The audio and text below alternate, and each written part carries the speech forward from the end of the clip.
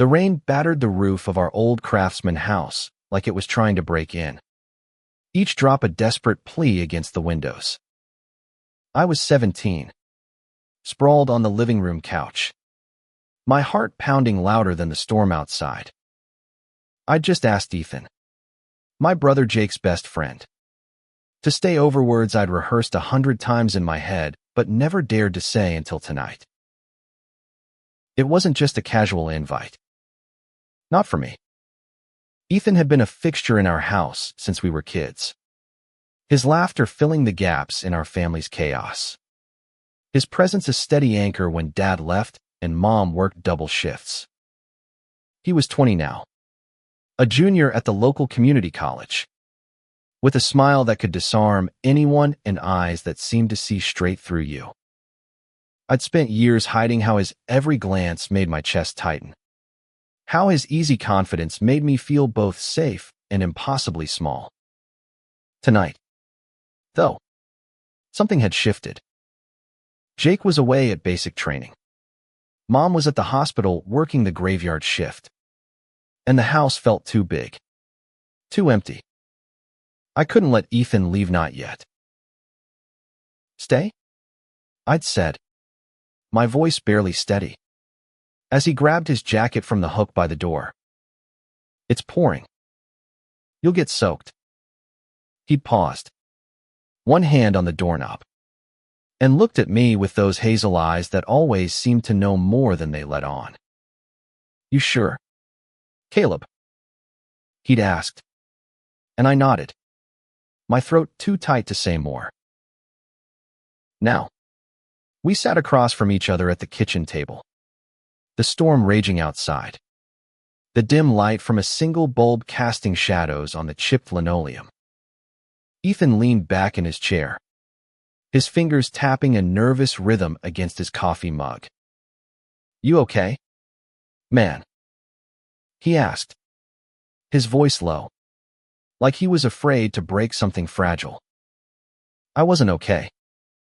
I was terrified off the words I wanted to say, of the truth I'd buried for years, of the way his presence made me feel like I was standing on the edge of a cliff. I just didn't want to be alone tonight, I admitted, staring at the table to avoid his gaze. It was half the truth. The other half was a secret I'd guarded since I was 14. When I first realized my feelings for Ethan weren't just admiration for the guy who could throw a perfect spiral or charm Mom into letting us stay up late. It was something deeper, something that scared me as much as it thrilled me. Ethan didn't respond right away. He took a sip of his coffee, the steam curling up around his face, and I stole a glance at him. His jaw was tight, his brow furrowed, like he was wrestling with something too. You know, he said finally, his voice barely above a whisper. There's something I've been meaning to tell you. For a while now. My heart stopped. The air in the room felt heavier, like the storm had slipped inside and settled between us. What is it? I asked, my voice cracking.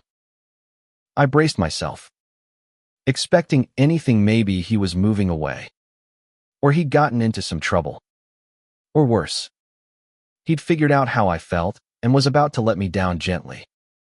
But what he said next was nothing I could have prepared for. I'm gay, Caleb, he said, his eyes locked on mine, raw and unguarded. And I've been in love with you for years. The words hit like a lightning strike, electric and shattering. I stared at him, my mind racing to catch up, my heart pounding so hard I thought it might break through my ribs. Ethan, the guy I'd idolized, the one I'd convinced myself could never feel the same way, was sitting here, bearing his soul in our kitchen at 2 a.m. The world tilted, and I didn't know whether to laugh, cry, or run. Say something, he urged, his voice trembling now. his hands gripping the mug like it was the only thing keeping him grounded. I opened my mouth, but no words came. All I could think about was the years I'd spent hiding. The nights I'd lain awake imagining what it would be like to tell him. The fear that had kept me silent. And now, here he was, saying the impossible. I started. My voice barely a whisper. I thought I was the only one. Ethan's eyes widened, a flicker of hope breaking through the tension in his face. What do you mean? He asked, leaning forward, his voice urgent. I swallowed hard, the words clawing their way out. I've been in love with you too. Since forever. The silence that followed was deafening, broken only by the rain hammering the roof. Ethan's face softened, a mix of relief and something else, something like joy, but fragile, like it could shatter if we weren't careful. He reached across the table, his hand hesitating before it found mine, his fingers warm and steady against my shaking ones. Caleb, he said, his voice thick with emotion. Why didn't you say anything? Why didn't you? I shot back, a shaky laugh escaping me. The absurdity of it hit me. We'd both been carrying the same secret, orbiting each other for years, too scared to bridge the gap. And now, in the middle of a storm, in a house that had seen too much loss, we were finally here. But the moment didn't last. The front door rattled, and we both froze. Mom wasn't supposed to be home for hours, and Jake was halfway across the country. Ethan pulled his hand back, his eyes darting to the door. Who's that? He whispered. I didn't know, but the sound sent a chill down my spine. Whoever it was, they weren't knocking, they were trying to get in. The door rattled again, louder this time, the sound sharp against the storm's relentless drumming. Ethan and I exchanged a glance, his eyes wide with the same unease twisting in my gut. Whoever was out there wasn't giving up, and the realization hit me that we were alone, miles from the nearest neighbor, with nothing but a flimsy lock between us and the unknown. Caleb, stay here, Ethan whispered, already halfway out of his chair, his voice low but firm. He moved toward the door, his shoulders squared like he was ready to face whatever was on the other side. I wanted to protest, to tell him to stay put, but my legs were already moving, following him like they had a mind of their own. The living room was dark, the only light coming from the flickering street lamp outside, casting jagged shadows across the hardwood floor. Ethan reached the door and peered through the peephole, his body tense. It's nobody, he said, confusion lacing his voice. There's no one there. Then what was that noise? I asked, my heart still racing. I stepped closer, my shoulder brushing against his. And for a moment, the warmth of his presence steadied me. But the door rattled again, a sharp, deliberate thud, and we both jumped. Ethan grabbed the baseball bat leaning against the wall, Jake's old one, from his high school days, and held it ready. Stay behind me, he said, his voice steady now, like he was slipping into the role of protector he'd always played for me and Jake. I nodded, my throat too dry to argue, and he yanked the door open. The porch was empty, rain pouring off the awning in sheets. But something caught my eye, a folded piece of paper tucked under the welcome mat, already damp from the storm. Ethan saw it too and crouched to pick it up, his movements cautious, like he expected it to bite. He unfolded it, his brow furrowing as he read the scrawled words. "What does it say?" I asked, my voice barely above a whisper. He handed it to me, his expression unreadable.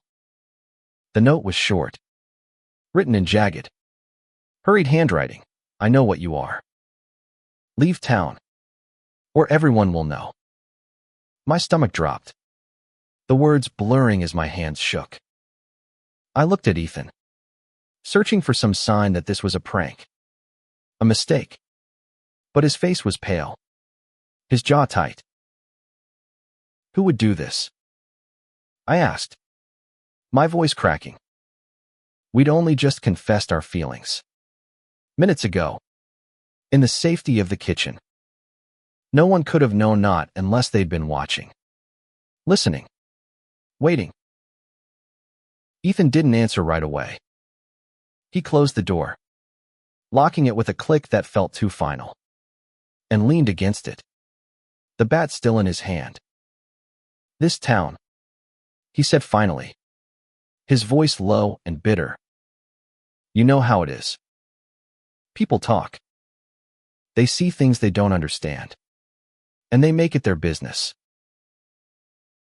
I wanted to argue, to say our little corner of Ohio wasn't like that. But I knew better. I'd heard the whispers at school, the slurs tossed around like they were nothing, the way some of the older folks at church looked at anyone who didn't fit their mold. I'd spent years hiding who I was because of it. And now, somehow, someone had seen through meth rough us. "We should call the cops," I said, though the idea felt hollow. The local sheriff's department wasn't exactly known for sensitivity, and the thought of explaining this note, of exposing ourselves, made my skin crawl. Ethan shook his head. "Not yet. We don't even know who left it. Could be some kids messing around." Or, he trailed off, his eyes scanning the room like he was looking for answers in the shadows. "Let's just keep this between us for now. Okay." I nodded, but the note burned in my hand, its words looping in my mind. Ethan took it from me gently, folding it and slipping it into his pocket. "We'll figure it out," he said, his voice softening as he stepped closer, his hand brushing my arm. "But tonight, let's just be us. Okay." His words brought me back to the kitchen, to the confession that had changed everything. I wanted to hold on to that moment, to the fragile hope of his hand in mine. But the note had cracked something open, letting fear seep in. Still, I nodded, and we moved back to the couch, sitting closer this time, our knees touching. "Tell me something," I said, desperate to shift the mood, to reclaim the warmth of earlier. "When did you know? About, how you felt about me?" Ethan's lips curved into a small, hesitant smile, and he leaned back, his shoulder brushing mine. "10th grade," he said, his voice quiet but steady. "That summer we spent every day at the quarry, jumping off the rocks into the water. You were so fearless, laughing like nothing could touch you. I couldn't stop watching you. It scared the hell out of me." I laughed, a shaky sound, remembering those days, how I'd catch myself staring at him too, his tan skin glistening in the sun, his grin lighting up the world. I thought I was the only one. I admitted. I used to lie awake at night, thinking about you, feeling like I was losing my mind. "You weren't," he said, his hand finding mine again, his fingers lacing through mine with a quiet confidence that made my chest ache. "We were just figuring it out." We talked for hours, the storm fading to a dull roar outside. our words weaving a fragile bridge between us. He told me about the first time he'd wanted to tell me. How he'd almost said something at Jake's graduation party, but chickened out when Jake walked in. I told him about the journal I'd kept, filled with things I'd never dared say out loud, hidden under my mattress like a guilty secret. But the note lingered in the back of my mind, a shadow we couldn't quite shake. As dawn crept through the windows, Ethan's head resting on my shoulder, I felt the weight of what was coming. Whoever had left that note wasn't done with us, and the life we'd just started to imagine together was already under threat. Morning broke through the storm clouds, painting the living room in soft grays and golds. But the warmth of the light couldn't touch the unease coiled in my chest. Ethan was still asleep on the couch, his head tilted back, one arm slung across his chest like he was guarding something even in his dreams. I watched him for a moment, the rise and fall of his breathing steadying me. But the note in his pocket, those jagged, hateful words kept pulling me back. I slipped into the kitchen to make coffee, needing something to do with my hands. The house was quiet. Mom still at work. The world outside waking up like nothing had changed. But everything had. Ethan's confession. Mine. The way our hands had fit together, it was a lifeline I hadn't known I needed. And yet, that note was a warning. A crack in the fragile world we'd started to build. Ethan stirred as I set a mug on the coffee table, his eyes blinking open, hazy with sleep. Morning, he mumbled, his voice rough. And for a second, his smile was enough to make me forget the fear. But then he sat up, running a hand through his hair, and the note fell out of his pocket, landing on the floor like an accusation. We need to talk about this, I said, picking it up, my fingers brushing the damp paper. We can't just ignore it. Ethan's smile faded, and he nodded, taking the note from me. I know, but I don't even know where to start. Who could have seen us? We were alone last night. I thought back to the hours before, the way we'd been so careful, so quiet. But this was a small town, eyes were everywhere, even when you didn't see them. Maybe someone saw you come over, I said.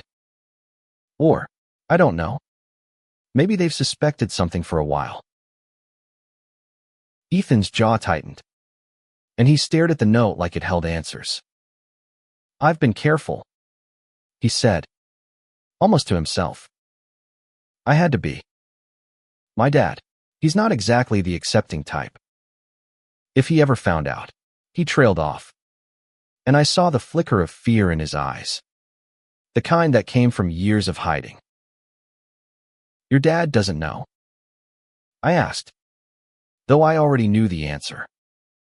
Ethan's dad was a mechanic, a gruff man who lived by rigid rules and didn't tolerate anything that deviated from his idea of normal.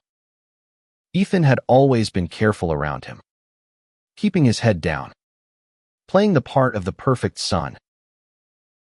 No, Ethan said, his voice barely audible. And I'd like to keep it that way. For now. I nodded, understanding the weight of that choice. I hadn't told Mom either, though I suspected she'd be okay with it. Always been the one to hug me a little tighter when I seemed lost. But Ethan's dad was different, and the note made it clear that someone out there wasn't content to let us keep our secrets. We need to figure out who did this, I said, my voice steadier than I felt. If they know, they could tell anyone your dad, my mom, the whole damn town. Ethan leaned forward, his elbows on his knees, and rubbed his face with his hands. Yeah, but we have to be smart about it. If we start asking questions, it'll only draw more attention. He was right. But the thought of doing nothing made my skin crawl. I was about to suggest checking the porch for clues when my phone buzzed on the table. The sound sharp in the quiet room. It was a text from an unknown number. Just 2 words, "You're next." My blood ran cold. I showed Ethan the screen, and his face hardened, his hand clenching into a fist. "This isn't a prank," he said, his voice low and dangerous. "Someone's targeting us." We spent the morning searching the house, checking windows and locks, looking for any sign of who might have been watching. The rain had washed away any footprints, but we found a small pile of cigarette butts under the porch. Still damp, but recent. Someone had been standing there, waiting, close enough to hear us through the thin walls. "We need to go somewhere public," Ethan said, grabbing his jacket. "Somewhere we can think without feeling like we're being watched."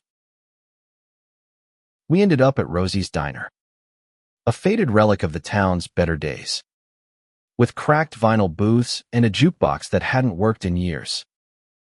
We sat in the corner, nursing coffees, our voices low as we tried to piece together who could be behind the note and the text. The diner was mostly empty, just a few truckers and an old couple at the counter. But I couldn't shake the feeling that we were being watched. Could it be someone from school? I asked, thinking of the guys who'd always given me a hard time, the ones who'd toss around slurs like they were punchlines. Maybe they saw us together, made assumptions. Ethan shook his head. Maybe. But this feels personal, like they know something real. He was right. The note wasn't just a threat, it was specific, deliberate. Whoever wrote it knew enough to hit where it hurt. We brainstormed names: old classmates, neighbors, even Jake's ex-girlfriend, who'd always been jealous of Ethan's time with us, but nothing felt solid. As we talked, Ethan's hand brushed mine under the table, a small, secret gesture that sent warmth through me despite the fear. "Whatever happens," he said, his voice low, "we're in this together now." "Okay." I nodded, my throat tight. For the first time, I felt like we were a team, like the weight of my secret wasn't mine alone anymore. But the text on my phone burned in my mind, a reminder that our newfound connection came with a cost. By the time we left the diner, the rain had stopped, leaving the air heavy with the scent of wet pavement. We walked back to the house, our steps slow, like we were bracing for what came next. And as we turned the corner onto my street, I saw Ida figure in a hoodie, standing across the road, watching us. Before I could point them out, they turned and disappeared into the alley, leaving nothing but the echo of their footsteps. The figure in the hoodie vanished into the alley, but their presence lingered like a shadow we couldn't outrun.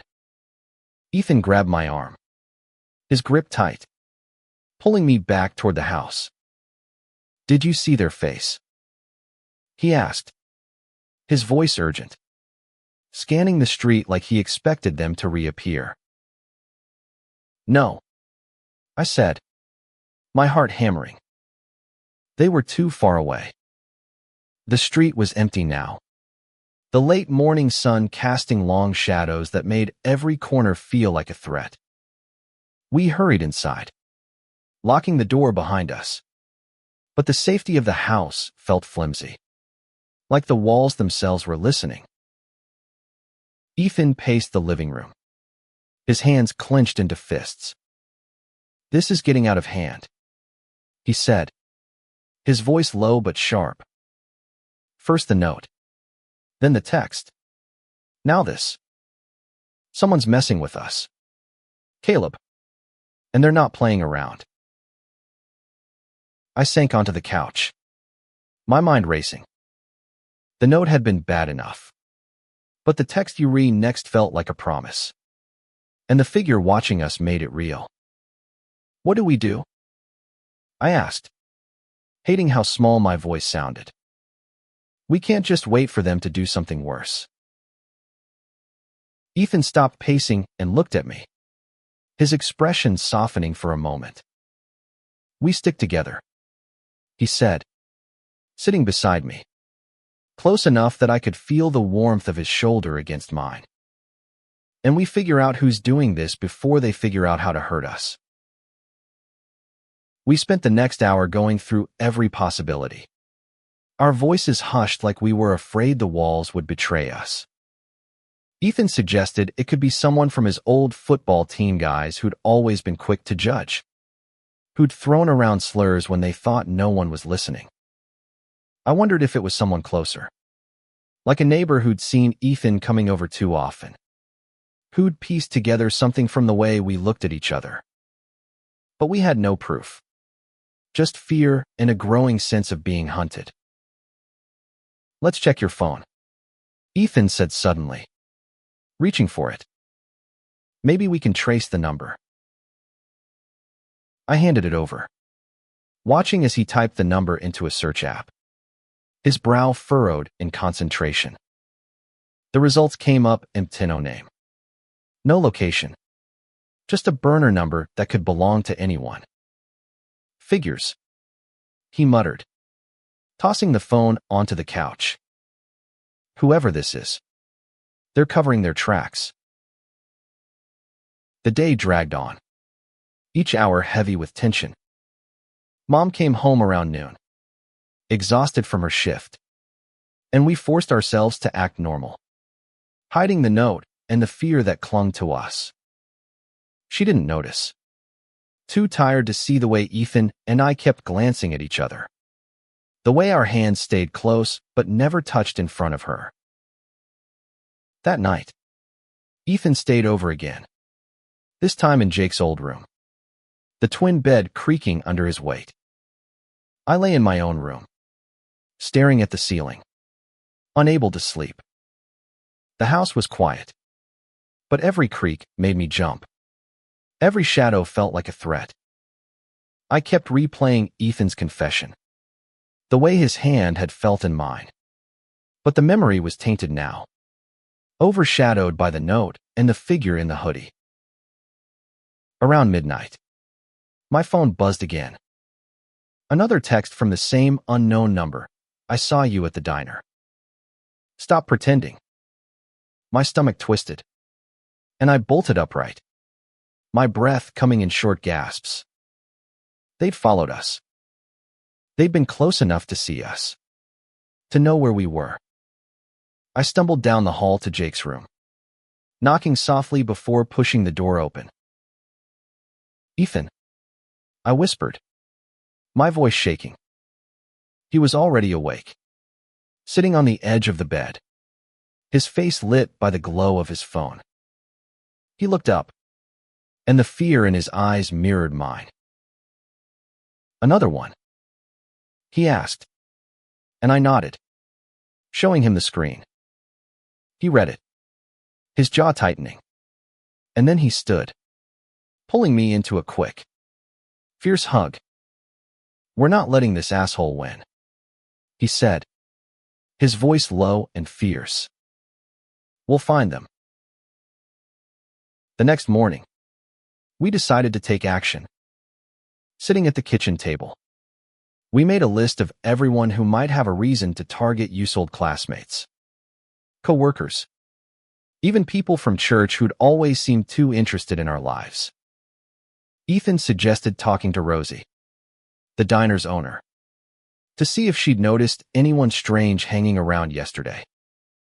It was a long shot, but it was something. Rosie was in her 60s, with a sharp tongue and a knack for remembering faces. When we walked into the diner, she waved us over, her eyes narrowing as she took in our tense expressions.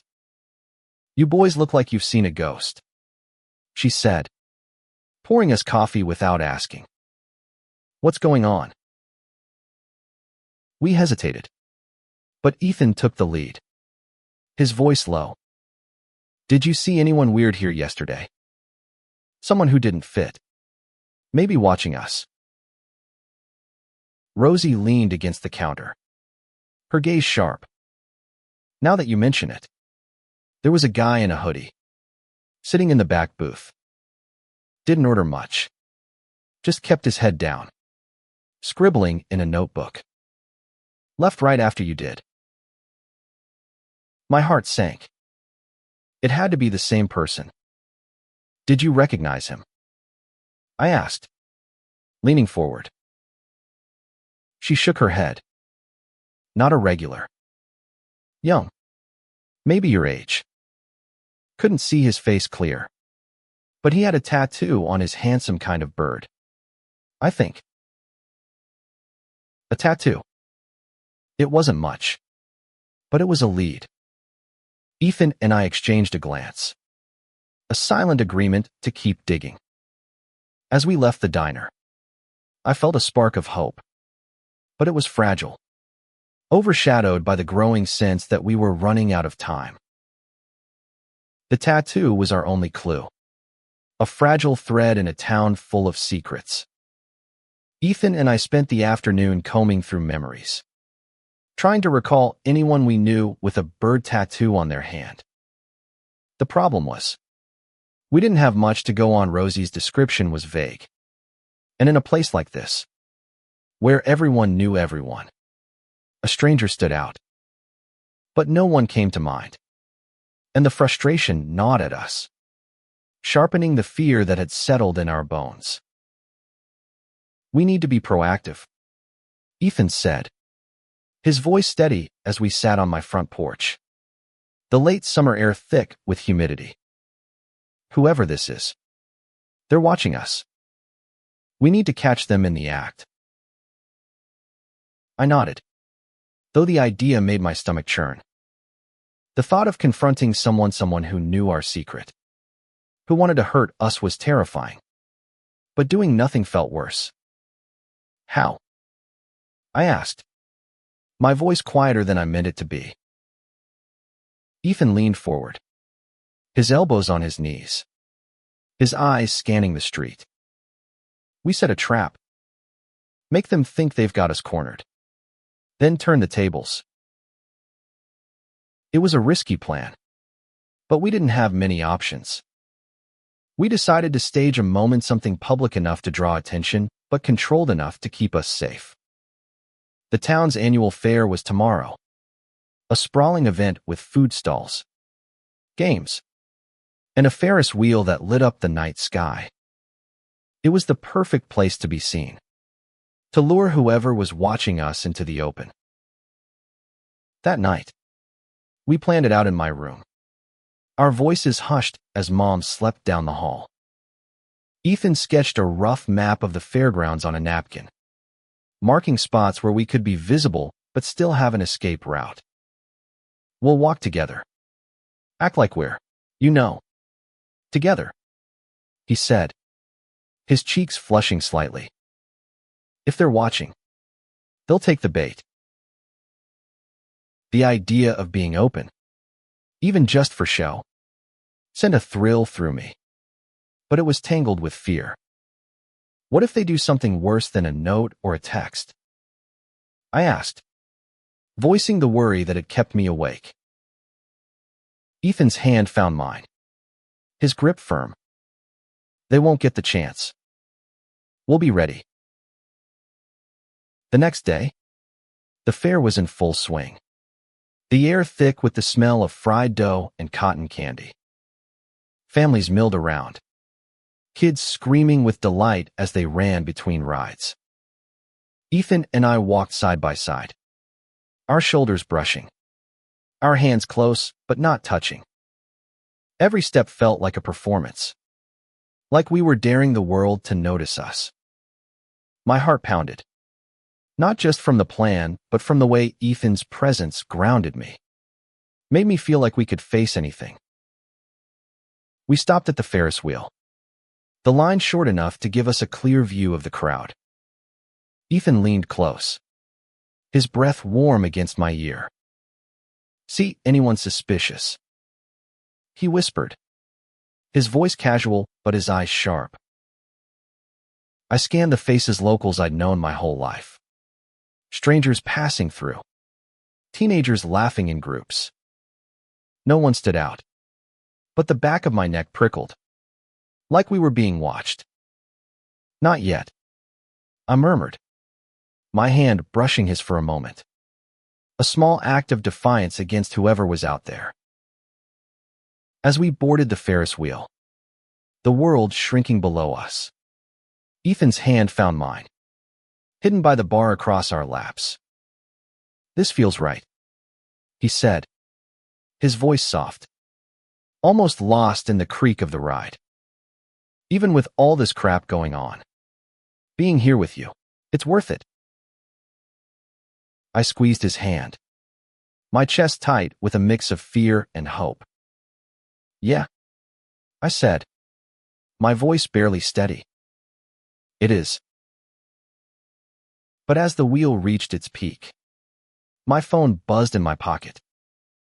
I pulled it out, my heart sinking as I saw the unknown number. The text was a single line, "I'm closer than you think." My blood ran cold, and I showed Ethan the screen. His face hardened, his eyes scanning the crowd below as the wheel began its descent. "There," he said suddenly, pointing to a figure near the cotton candy stand, half hidden in the shadows.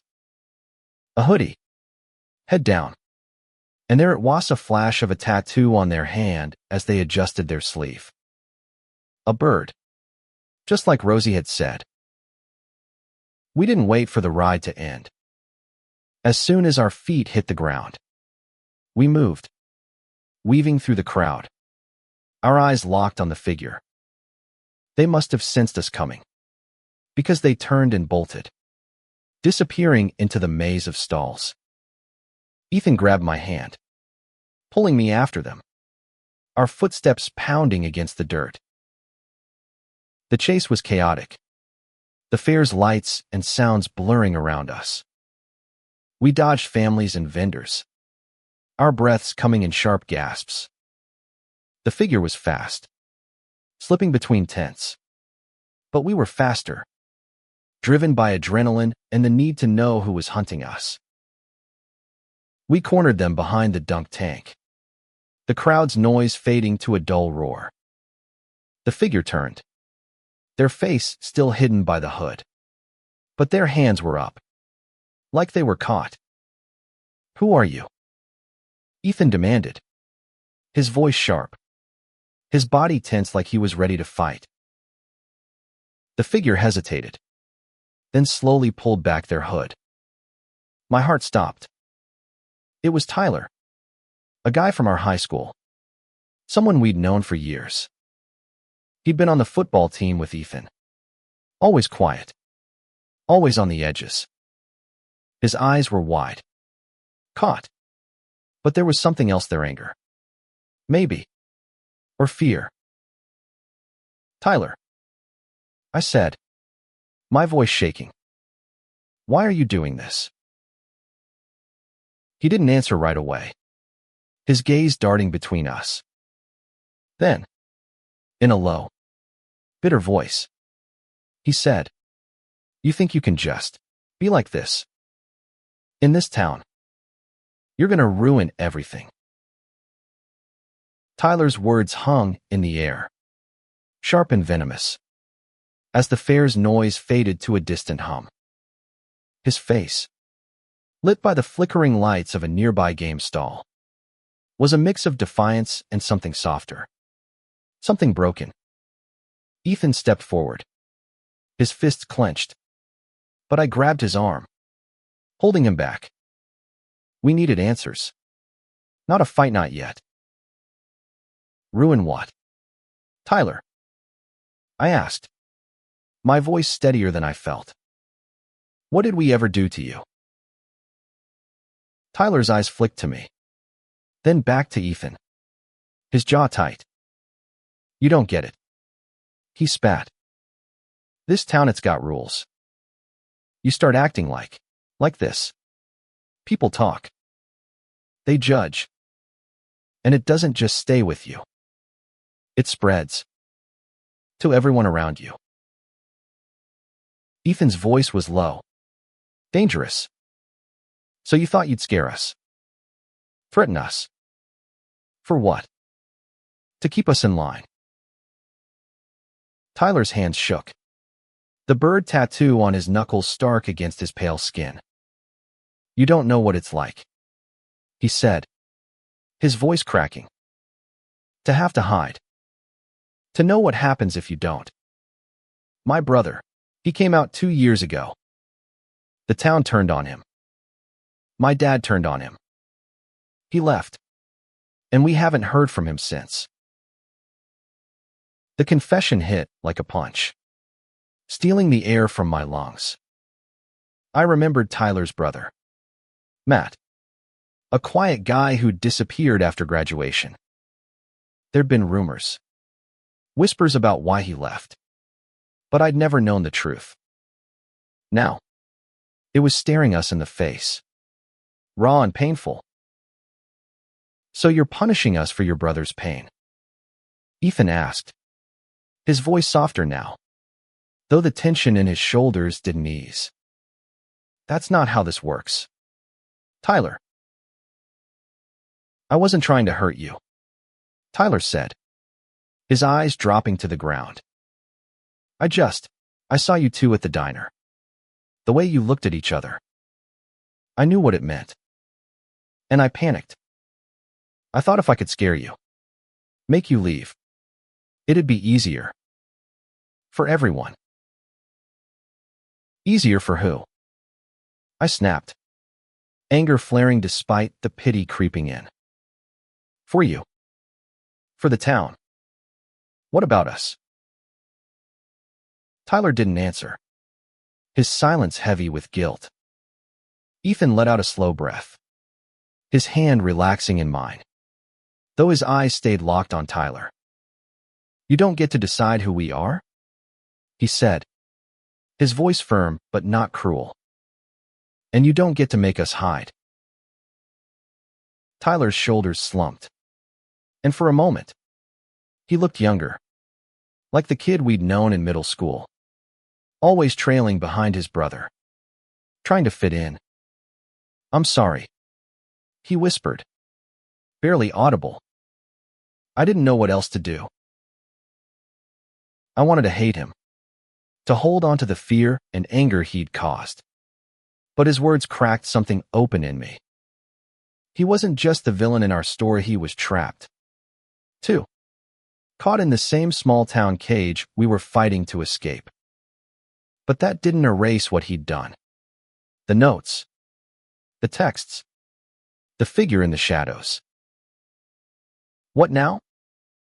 I asked, looking at Ethan. We can't just let this go.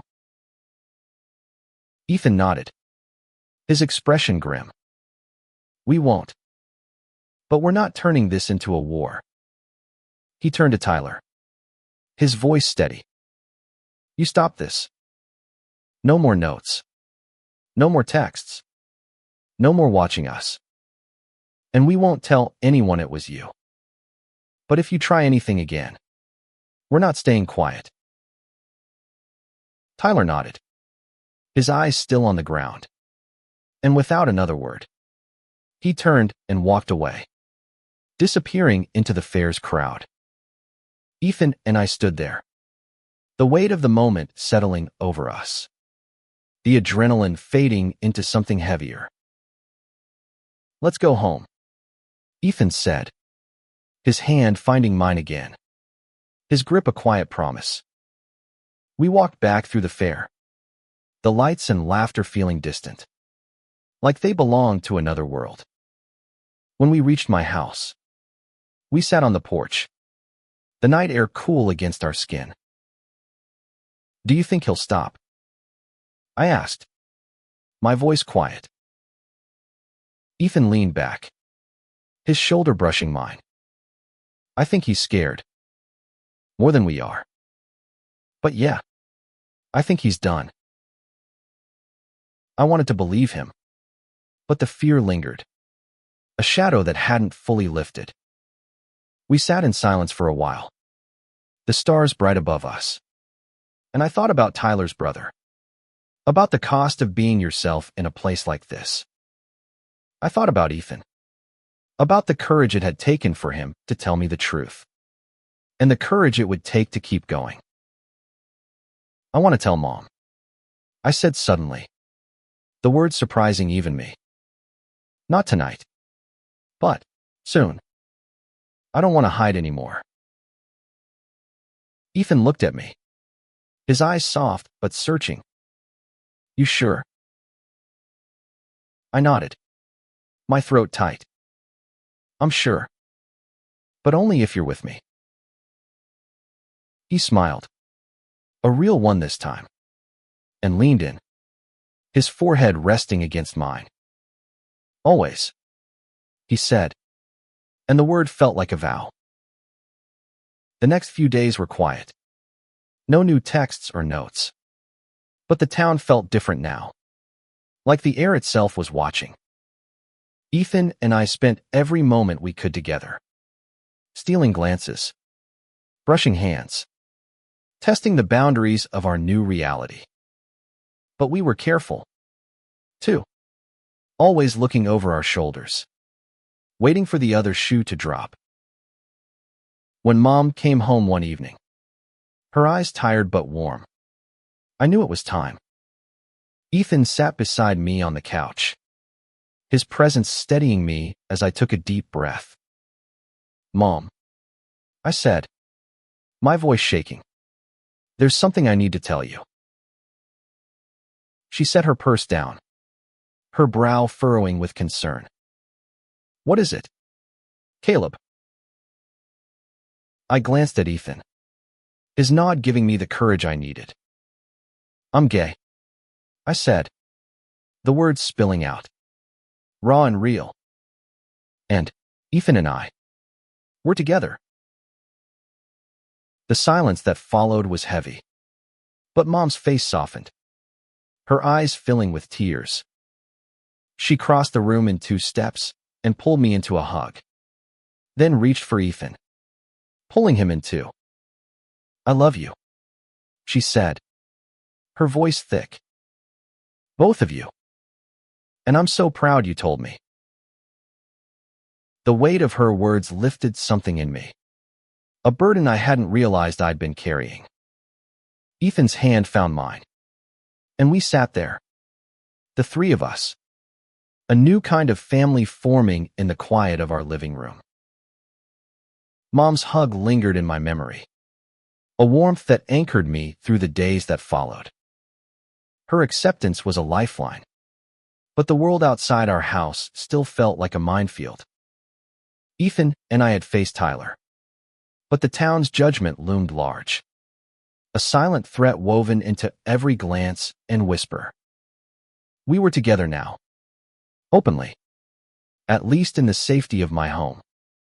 But stepping into the open meant facing a reality we weren't sure we could handle.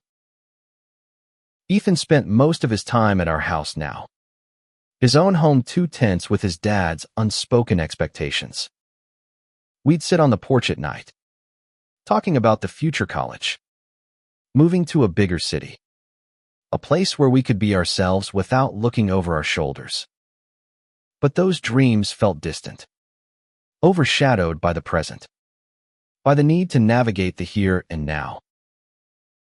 One afternoon, we decided to test the waters. To walk through town together. Not hiding, but not flaunting either. We chose the park. A quiet place where kids played and old men fed pigeons. Where we could blend in, but still be us.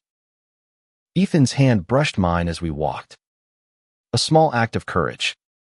And I let my fingers curl around his for a moment before letting go. It felt like a victory. But a fragile one. We didn't see the group of guys until it was too late. They were from our high school. A year ahead of us. Guys who'd always been loud. quick to judge. They were sitting on a bench, beers in hand, their laughter stopping when they saw us. "Well, look at this." One of them, Derek, called out, his voice dripping with mockery. "Caleb and Ethan. All cozy."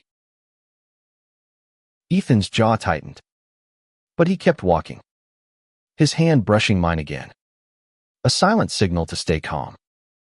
I wanted to run, to disappear, but his steadiness kept me grounded.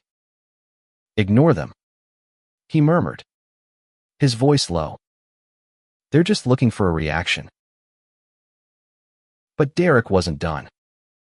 He stood, tossing his beer can into the grass, and stepped into our path. "What's the deal, Ethan? You two a thing now? Didn't peg you for that type." The words hit like a slap, but Ethan didn't flinch. "Mind your own business, Derek," he said, his voice calm but edged with steel. "We're just walking." Derek's friends laughed, egging him on, and I felt the air shift, the tension coiling like a spring. "Just walking, huh?" Derek said, stepping closer. "You know what they say about guys like you in this town?" I opened my mouth to say something, anything, but Ethan beat me to it. "They say a lot of things," he said, his eyes locked on Derek's. "Most of it's bullshit. You got a problem? Say it." Derek hesitated, his bravado faltering under Ethan's stare. For a moment, I thought it might end there. But then one of his friends piped up, slurring, "You're gonna regret this. Man, town's not gonna forget." Ethan took a step forward, his voice low and dangerous. "You don't get to decide what we regret. Now back off." The standoff lasted only seconds, but it felt like hours. Finally, Derek muttered something under his breath and turned away, his friends following, their laughter forced now. Ethan and I kept walking, our steps faster, the park's open space feeling like a trap. When we reached the edge of town, Ethan stopped, his hands shaking slightly as he ran them through his hair. "I'm sorry," he said, his voice rough. "I didn't mean to escalate that." "You didn't," I said, my heart still racing. "They did. And you stood up to them." He looked at me, his eyes searching, and then he smiled. A small, tired smile. "We're gonna have to keep doing that, aren't we?" I nodded, the weight of it settling over me. "Yeah. But we're doing it together." That night, we told Mom about the encounter, leaving out Tyler's part for now. She listened, her face tight with worry, and then she reached for both our hands. "You don't have to face this alone," she said, her voice firm. "This town might be stuck in the past, but you're my boys, and I'll fight for you." Her words were a balm, but they couldn't erase the reality of what we were up against.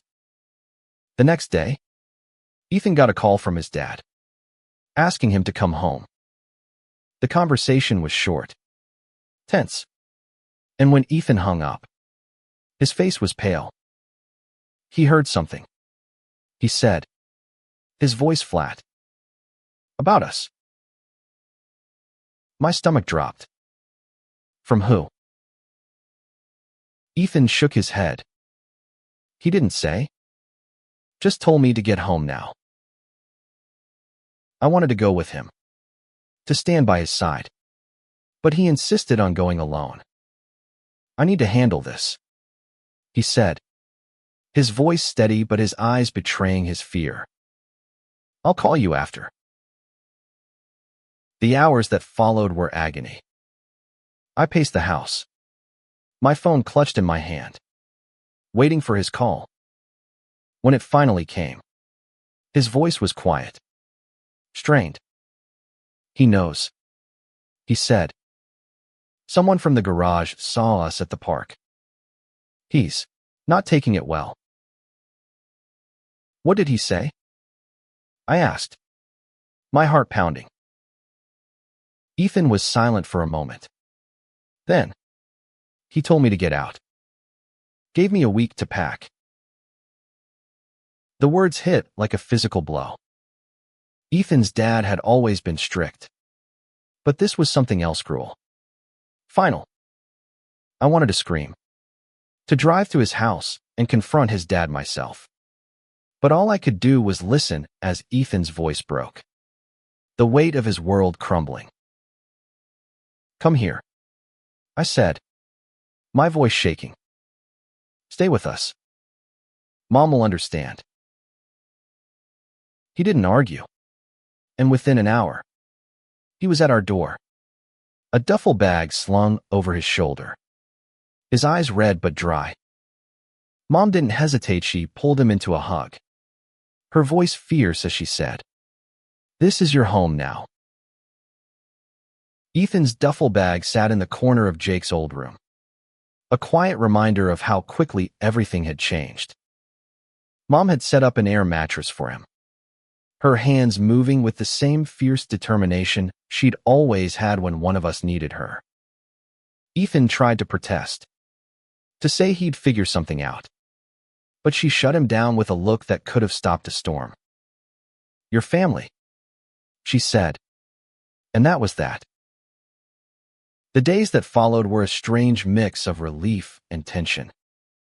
Ethan was with us, safe for now, but the town's whispers grew louder, seeping into every corner of our lives. At the grocery store, I caught sidelong glances from neighbors.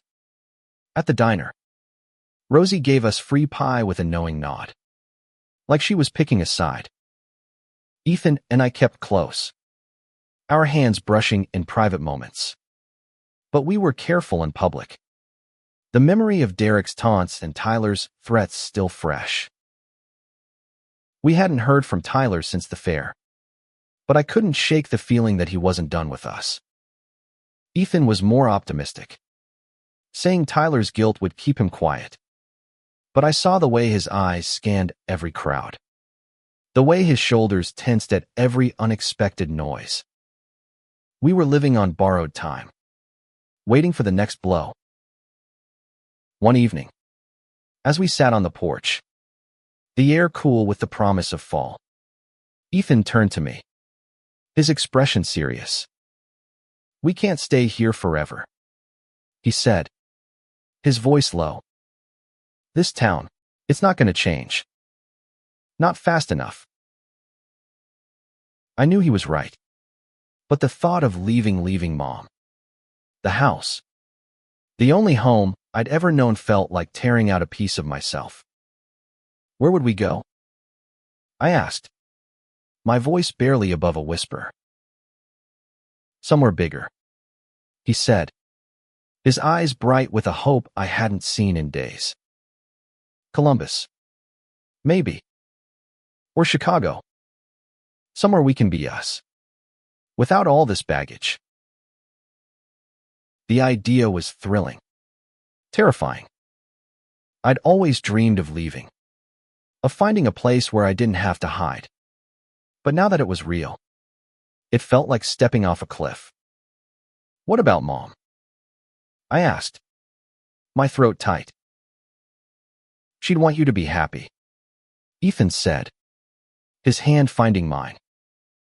"And we'd come back. Visit. She'd be okay."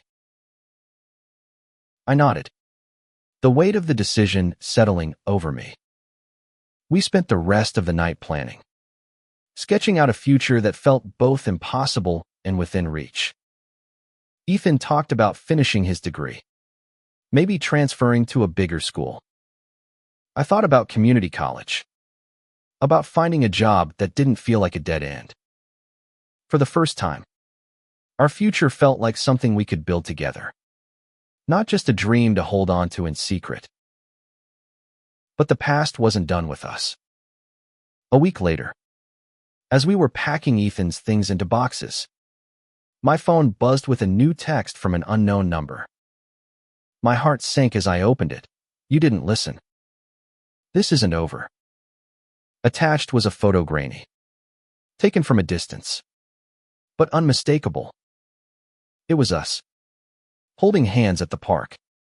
The moment we'd thought was private. Ethan's face paled as he saw it. Tyler, he said, his voice hard. It has to be. I wanted to believe it was him, but something about the photo felt different. Colder. Tyler had been scared. Guilty. But this felt calculated. Like a warning from someone with more to lose. We showed the text to Mom, and her face hardened, her protective streak flaring. You're not dealing with this alone, she said, grabbing her phone. I'm calling the sheriff.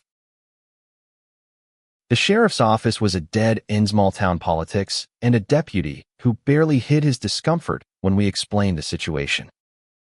They took the note and the texts, promised to look into it, but we knew they wouldn't. Mom wasn't deterred. She reached out to a lawyer friend from the hospital, someone who'd dealt with harassment cases before, and started building a paper trail. Meanwhile, Ethan and I made a decision. We couldn't wait for the town to catch up, for the threats to stop. We started saving, pulling our money from part-time jobs, researching apartments in Columbus. It wasn't much, but it was a start, a light at the end of the tunnel. One night, as we sat in Jake's room, Ethan pulled me close, his voice soft against my ear. Whatever happens, he said, we're not letting this town define us. We're bigger than that. I nodded, my head resting against his chest, the steady beat of his heart grounding me. We are, I said, and for the first time, I believed it. Months later, we moved to Columbus, a small apartment with creaky floors and a view of the city skyline. It wasn't perfect, but it was ours. Mom visited often, her pride in us fierce and unwavering. The threats stopped, the texter's number going silent.